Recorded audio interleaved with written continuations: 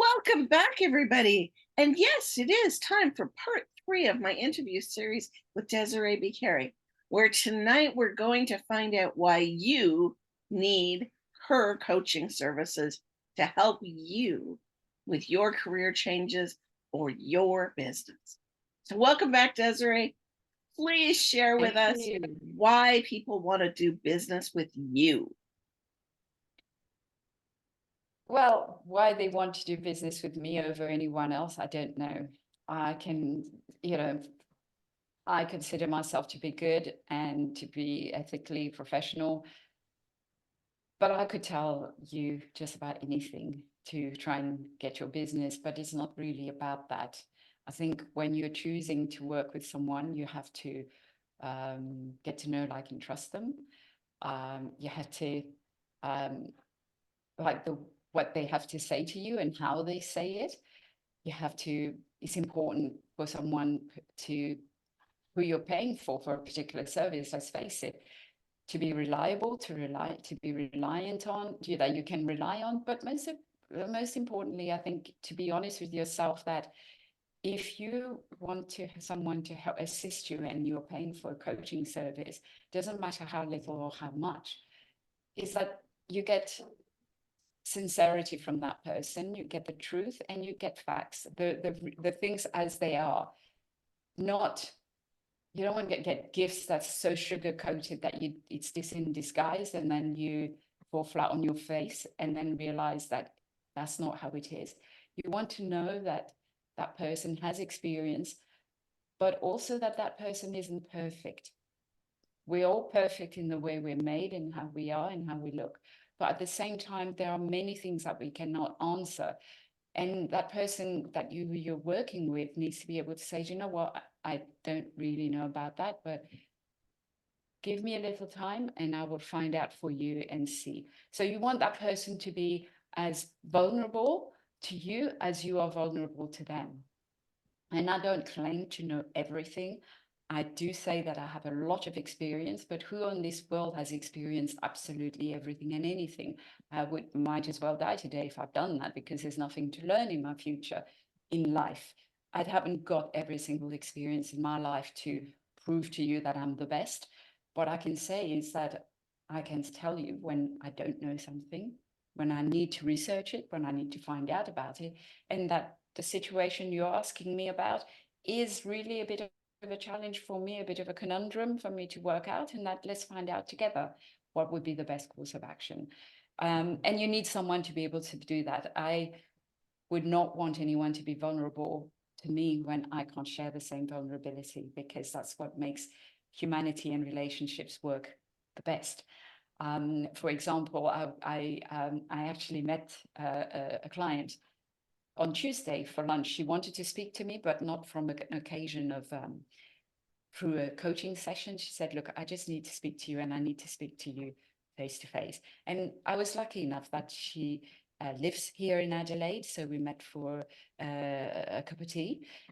And she shared something very important to me about the fact that she needed to either get a job or start a business, but start her making her own money, because her husband is saying, look, if I'm going to support you and you're going to stay home all the time, you might as well have a baby. And she was under a lot of stress of, she wanted to work, she wants to have a baby, but the stress has put her to a place where the job wasn't coming, nor the baby. And having been to doctors and getting, IVF and all that thing, which was really hard to hear for such a young woman to be going through all that. And I shared with her about, I said, look, it took me 20 years to have my second child, and I had something to share with her. Now, it doesn't mean everybody has that story. It just so happened I had something to share with her. And to be able to, yes, it's not what she's getting coaching from me for, but it was being able to show her that all us women, we've been through something, and that I understood what it's like to get all these injections in your belly. I was in a situation where I couldn't even let my husband touch me because I was so sore that then I gave it all up. But then, and I told her my story of what happened. How did we do it? How did we got through it? And I said, it will happen. The pressure is you're doing it. So it suddenly made sense to her that everything she was doing, yes, the husband wanted this, his family wanted that, etc. But it wasn't anything that would help her in her business or getting a job. But sometimes when you speak to somebody about what your challenges are, what's blocking you, it's the way to actually realize that I'm not the only one, and it's not the answer to why she's contacting me, but having someone who understands it makes a whole wide big difference. And sometimes that kind of connection is what is important when you're doing business with someone. You can't do that when you go to a retail shop and buy a lipstick. You can't do that when you go buy a pair of shoes. That sometimes that's why I say the connection is so important, the relationship in a business. I said that on yesterday's in our meeting number 2. You building that relationships is so important, because then when you show vulnerability to one another, you have a platform by which to work together, and you get each other, and you know how that person can work something, or a solution will work with someone or not. But never never shall we say, underplay the power of having a relationship with someone you're working with. It's the most crucial. And that's why I think I think people like to work with me, is because they know I work on relationship. Yes, there's something to be achieved. There's an outcome you as a client want to get from me and for yourself, and you do all the work, but that relationship has to happen. If it doesn't happen, you might as well do an online course where someone is talking at you. You'll get the same information, but it's a hell of a lot more boring. And you don't get to work with someone who's cool, So yeah, that's how I do it, and why people should do it with me. So a couple things that really stood out for me from what you just said. The first one was that you're willing to admit if you don't have the answers.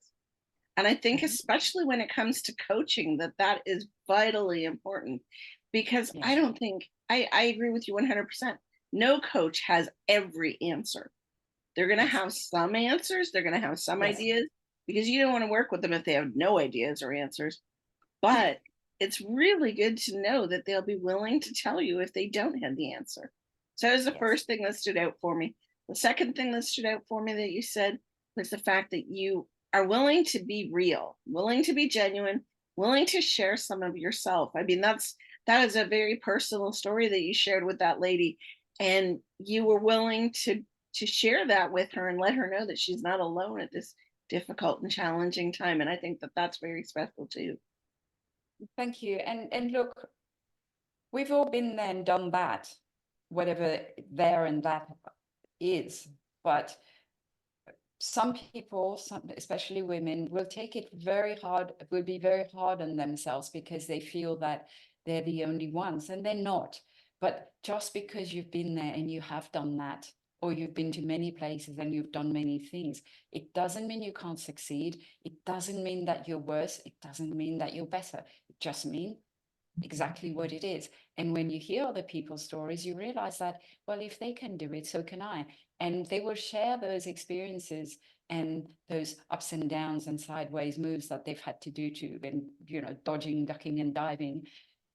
And it will empower you to know that after all that, you still can make it. And there's nothing better than hearing not about somebody's downfall or their problems, but to hear that what goes down must come up, and vice versa. And just like life, you'll come good in the end, if you want to persevere. So it's important to realize that in life, in business, and being in business for yourself, ooh, there's a whole new ball game, and you have to have a strong stomach. But remember Alka-Seltzer. Let me be your Alka-Seltzer if you want to keep that stomach from not coming up all the time. Love that. That is just excellent, Desiree. I love that. That's the first time I've heard something like that. But that is a good one. So I wish that when I was 50 and the company I was working with decided to downsize and told me that I was a non-essential staff person and let me go, Mm, I wish that I'd mm, had somebody like you there for me at that time, because yes. for a woman who's reached middle age, it's kind of a scary time. And I am so glad that you are there to provide these services and provide this support to women regardless of their age, especially those women who are reaching middle age and those women who are very young and just starting out and are vulnerable to the suggestions of anyone, really, Yes, because they just want yes, someone to follow. yes, yes.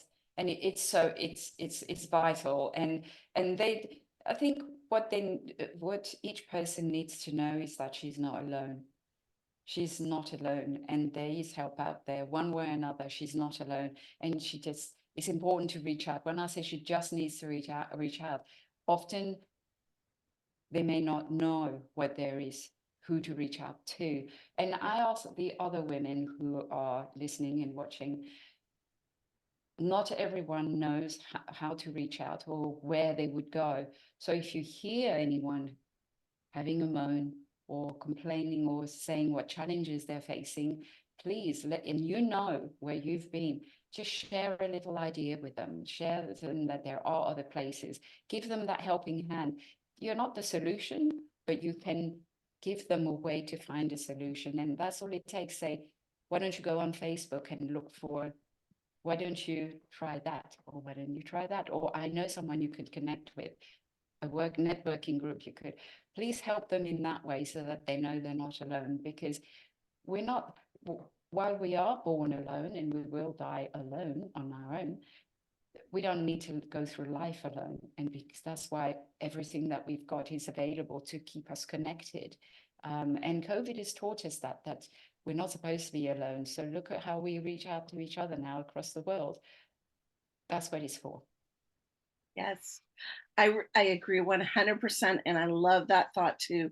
And what I would say to any of you who are watching this today, if you hear another woman, regardless of her age, if you hear her struggling, if you think that she's having a hard time trying to decide what her next step is or where she needs to go next, you've heard these interviews with Desiree. Please make sure that you direct these other women who are still looking, still searching. If they haven't met Desiree yet, please point them to these interviews and let them know that they can get help, that there is help out there, and that Desiree is ready and willing to help you all. Thank you So are you. so much. So are you. So are you, Brenda. So are you. Absolutely. My community is here to help you as well. But tonight we were here to get to know Desiree, and I just want to say thank you so much for being with us. Thank you so much for being part of this 3-part series and sharing who you are. And keep your eyes open because we're going to be hearing more from Desiree very soon. Thank you. Thank you. Thank you, Brenda. And I hope to meet you ladies out there very soon too. I look forward to it.